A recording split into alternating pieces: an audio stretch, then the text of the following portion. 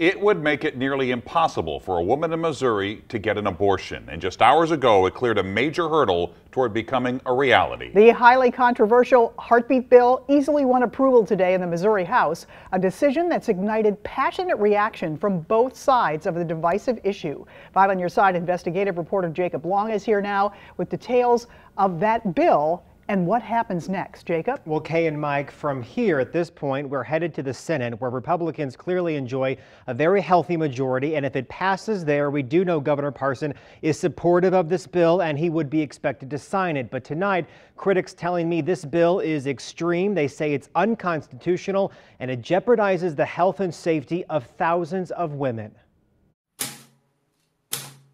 It's a word everyone has an opinion about, and Missouri lawmakers are no exception. I trust women to make their own choices about their bodies, and I ask that you please reconsider. All life is precious, born and unborn. Every single life is precious. The House passionately debated for hours Wednesday before ultimately passing the so-called heartbeat bill, which bans most abortions after about 6 weeks when a fetal heartbeat can first be detected. It also bans abortions based on race, sex, or if there's an indication of Down syndrome. This is as restrictive as you can get when it comes to banning abortion. Mevy Mead is with Planned Parenthood advocates in St. Louis, and she says this bill will have dire consequences for women's health care and their right to choose. What the bill as is right now means is that there's no way a woman under any circumstances facing any challenge could get an abortion. But there are financial implications too. Missouri could lose more than $7 billion in federal funding if the bill passes. That's because it appears to conflict with Medicaid regulations regarding abortion.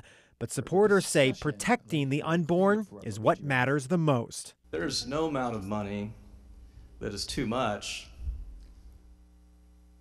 that would lead us to say that that child is now worthy of having their life taken from them.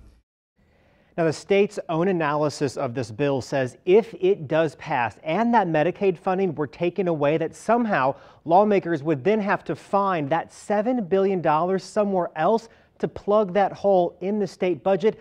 It is a huge amount of money for a state that is already strapped for cash. Kay? So, Jacob, how has this played out in other states? So we know that right now there are about 11 other states that are doing this so-called heartbeat bill or something very similar.